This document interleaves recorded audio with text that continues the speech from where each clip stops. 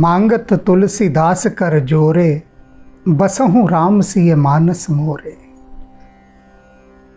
तुलसीदास जी प्रभु श्री राम के ही शरणागत हैं और उनकी शरण ऐसी है जैसी किसी की नहीं। बता रहे हैं कारण साथ में, यूं ही नहीं कह रहे। क्यों श्री रघुनाथ जी उनको एकमात्र सहारा दिखाई देते हैं, क्यों? तो उसी क्यों का उत्तर आज हम विनय पत्रिका की इस स्तुति के माध्यम से जानेंगे। मेरे रावरिये गति है रघुपति बल जाऊं। कह रहे मुझे तो रघुपति के अतिरिक्त किसी का आश्रय नहीं है, मैं उनकी ही बलिहारी जाता हूं।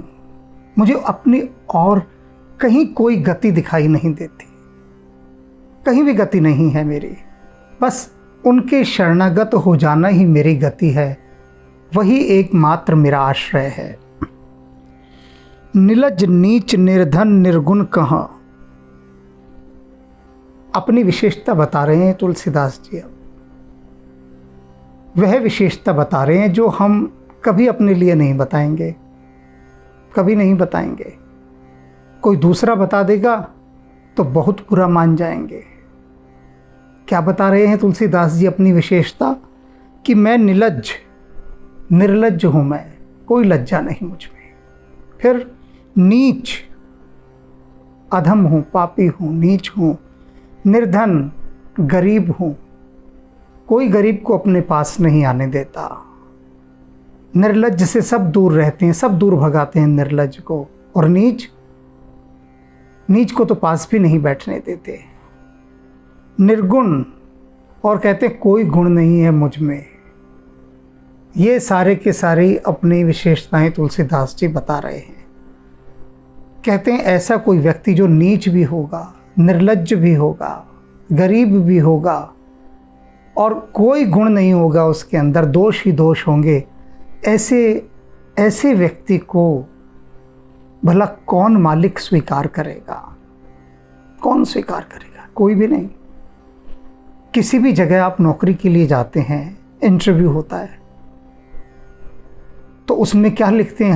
हर व्यक्ति क्या लिखता है? प्रत्येक जो भी प्रतियोगी जा रहा है वहाँ, प्रतिभागी, प्रत्याशी क्या लिखता है? कि मैं बेहद ईमानदार हूँ, समय का पाबंद हूँ, मेहनत से काम करता हूँ, और जितनी विशेषताएं होती हैं, गुणों की भरमार, सब वहाँ पर लिख देता है। और फिर जो इंटरव्यू ले रहे हैं वे व्यक्ति, वे भी खोद कर आपको निकालते हैं कि आपके अंदर ज्ञान कितना है, प्रतिभा कितनी है, योग्यता कितनी है। और जब अपनी सभी कसौटियों पर आपको खरा मान लेते हैं, तब आपको नौकरी देते हैं। कोई नौकरी के लिए जाए और कहे जी मैं तो एक नंबर का बेशर्म आदमी हूँ, नीच हूँ, कोई गुण नहीं है, गरीब हूँ, दे देगा कोई नौकरी? धक्के मार के बाहर निकाल देंगे। एप्लीकेशन ही कंसीडर नहीं करेंगे। धक्के मारने की तो बात ही नहीं है, एप्लीकेशन ही नहीं ली जाएगी, इंटरव्यू में ही नहीं बुलाया जाएगा। किंतु तुलसीदास क्या कह रहे हैं?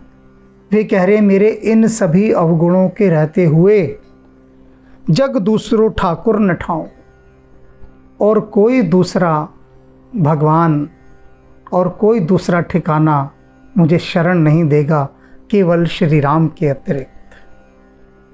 उन्हें मेरे इन अवगुणों से कोई समस्या नहीं है, कोई परेशानी नहीं है। गाय गुण इनके साथ ही वे मुझे स्वीकार करते हैं और वही मेरा एक ठिकाना है। बाकी सब देवी देवता भगा देंगे, चलो निकलो यहाँ से। ऐसे को हम अपना सेवक, अपना भक्त स्वीकार नहीं करेंगे। किंतु राम जी तो प्रत्येक पापी को, नीच को, अधम को, निर्लज्ज को, सभी को स्वीकार कर लेते हैं। जो जैसा है उसको वैसा स्वीकार कर लेते हैं। ये राम जी की विशेषता है। वे दोष नहीं देते। राम जी को भी जो कोई न कहने योग्य बात कहता है और कही है लोगों ने, राम जी उसे भी बहुत प्रेम और सम्मान देते हैं। उसका भी अनादर नहीं करते। इसलिए तुलसीदास जी कह रहे हैं, उनके अतिरिक्त कोई ठौर ठिकाना नहीं है मेरा। है घर घर बहु भरे सुसाहिब, कहते हैं सुसाहिबों की कमी नहीं है, मालिकों की कमी नहीं है, एक से एक बढ़कर मालिक भरे पड़े हैं, अर्थात एक से एक बढ़कर देवी देवता हैं, कोई कमी नहीं है। बेहिसाब साहिब हैं, देवी देवता हैं। सूझत सब नहीं आपन दाव, लेकिन सबको अपना अपना दाव ही सूझता है, अर्थात सब स्वार्थी हैं, सब अपने अपने स्वार्थ के वशीभूत हैं। यदि आप उनके स्वार्थ के आड़े आ जाएंगे तो वो आपको छोड़ जाएंगे, छोड़ देंगे। अनेक उदाहरण तुलसीदास जी ने ऐसे दिए हैं कि विद्या की देवी सरस्वती, देवताओं के कहने से उन्होंने छल कपट किया, लक्ष्मी जी ने किया, ब्रह्मा जी ने किया, भगवान विष्णु ने किया, और बहुत सारे उदाहरण वो देते हैं। लेकिन कहते हैं जो राम जी हैं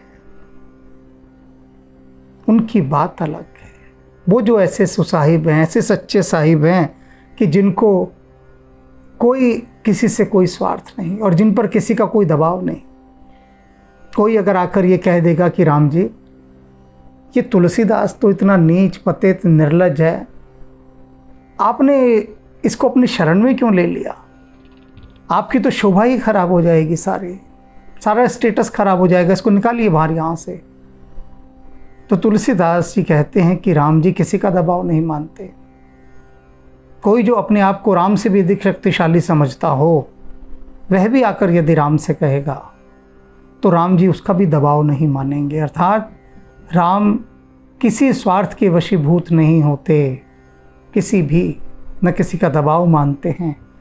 जिसे अपनी शरण में ले लिया, शरणागत जो कोई हो गया, फिर राम जी उसे स्वीकार कर ही लेते हैं, चाहे वह कैसा भी हो। तो इसलिए मेरा तो साहिब, सच्चा साहिब केवल राम जी ही हैं और कोई नहीं है, हो भी नहीं सकता। होंगे बहुत, किंतु मुझे उनसे सरोकार नहीं। बानर बंधु विभीषण हित बिन, कौशल पाल कहूँ न समाओ। कहते वे जो कौशलपति हैं प्रभु श्री राम, उनके अतिरिक्त मेरा निभाव कहीं नहीं हो सकता, कहीं नहीं हो सकता। उन्हीं में मैं समा सकता हूँ जाकर, और कोई मुझे नहीं समा सकता। क्यों? क्योंकि वे कैसे हैं? जो बानर बंधु, बंदरों के मित्र हैं। कौन बंदर? सुग्रीव की ओर इशारा किया है, और विभीषण का हित साधने वाले बने। सुग्रीव और विभीषण, इन दोनों के ही बारे में मैंने कल भी बताया था। दोनों की क्या स्थिति? दोनों को उनके भाइयों ने राज्य से बाहर निकाल दिया, देश निकाला दे दिया। दोनों के ही भाई इतने सर्वशक्तिमान और समर्थ हैं कि कोई भी और उनके निकाले हुए को शरण देने की बात नहीं सोच सकता। किसी राजा में उस समय इतनी हिम्मत नहीं थी, किसी भी राजा में, जो सुग्रीव को कहता कोई बात नहीं, मैं तुम्हें शरण देता हूं। राजनीति में ऐसा होता है कि यदि किसी राजनेता को देश निकाला दे दिया जाता है तो दूसरा राष्ट्र उसे अपनी शरण दे देता है कि तू मेरे यहाँ आ जा भाई, मैं तुझे शरण दे देता हूँ। लेकिन सुग्रीव को निकाला वाली ने, और जो सुग्रीव को शरण देगा वो वाली का दुश्मन। रावण को निकाला विभीषण ने, तीनों लोकों को जय करने वाला रावण। रावण के निकाले हुए को कोई शरण दे दे, बचेगा वो? तो इन दोनों को ही शरण देने की कल्पना कोई संसार में कर ही नहीं सकता था। सुग्रीव ऋष्यमुख पर्वत पर मारा मारा फिर रहा है, पर्वत से ही नीचे नहीं उतरता। अगर किसी और राजा में हिम्मत होती तो शरण दे दी होती ना, नहीं दी शरण। बस एक पहाड़ ने ही शरण दी, उस पहाड़ की चोटी पर, वो भी हनुमान जी साथ थे तो गुजारा हो गया, निभा हो गई।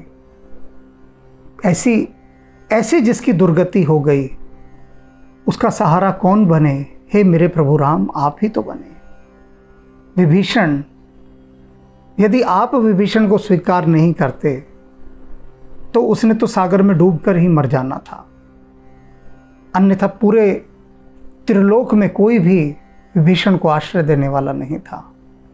ऐसे मेरे समर्थ सुसाहिब प्रभु श्री राम, जो किसी का दबाव नहीं मानते, वे ही मेरा आश्रय हैं, वे ही मेरा सहारा हैं, वे ही मेरा ठिकाना है। उन्हीं में मैं समा सकता हूँ, वे ही मुझे समा सकते हैं अपने में, और किसी में इतना मादा नहीं, और किसी में कोई बल नहीं है, किसी में इतना, किसी में जोर नहीं इतना कि जो सारे संसार की उपेक्षा करके कहे कि सुग्रीव का उद्धार मैं करूँगा, विभीषण का मैं करूँगा। कोई रोक सकता है तो रोक ले, ये सिर्फ प्रभु श्री राम ही कर सकते हैं। प्रणतार्ति भंजन, और जो दुखों से दुखी है, ऐसे दुखों से भरे हुए व्यक्ति का दुख दूर करने हैं वाले हैं ये। जनरंजन, अपने भक्तों को आनंदित करने वाले हैं। शरणागत पपी पंजर नाओ, और शरणागत के लिए तो वज्र के समान पिंजरे के जैसे हैं। जो इनके शरणागत आ गया, समझ लो किसी वज्र के पिंजरे में आ गया, अर्थात फिर उसका कोई अहित नहीं कर सकता। वज्र का पिंजरा, वज्र देवराज इंद्र का शस्त्र है, भयंकर कठोर। जैसे उस वज्र के सुरक्षा घेरे में वह आ गया हो, फिर उसे कोई छू भी नहीं सकता, जिसे राम अपनी शरण में ले ले। कीजे दास तुलसी अब कृपा सिंधु बिन मोल बिकाओ, कह रहे हैं तुलसीदास जी हाथ जोड़कर, सिर झुकाकर, कीजे हे मेरे स्वामी, ये जो दास है जिसका नाम तुलसीदास है, आपका जो दास है, कृपा सिंधु, हे कृपा के सागर, बिन मोल बिकाओ, ये बिना ही मोल आपके हाथों बिकना चाहता है। आप इसे खरीद लीजिए, अपना गुलाम बना लीजिए, और आपको कोई मूल्य भी नहीं चुकाना। कोई मूल्य चुकाना होता है तब तो सोचना पड़ता है, भाई कैसा गुलाम है, जरा देखा जाए, जांच परख की जाए, काम भी आएगा नहीं आएगा, क्योंकि पैसे खर्च नहीं। तो तुलसीदास जी कह रहे मैं तो बिन मोल ही बिक जाना चाहता हूँ, तब तो आपको सोचना नहीं चाहिए ना। फ्री में मिल रहा है तुलसीदास, कुछ कीमत भी नहीं देनी पड़ रही, कुछ तो काम करेगा ना, ये कुछ तो काम आएगा मेरे। तो यही सोचकर आप कि बिन मोल बिक रहा है, ये फ्री का माल है मेरे राम जी, मुझे इस तरह निशुल्क का समझकर, बिन मोल बिका हुआ समझकर आप खरीद लीजिए। मैं आपका दास तुलसीदास सदा आपके चरण में, आपकी शरण में रहना चाहता हूँ।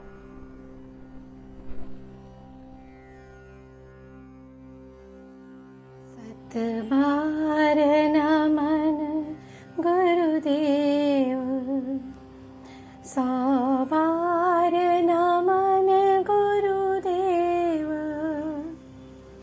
सतबार नमन गुरुदेवा, सौ बार नमन गुरुदेवा।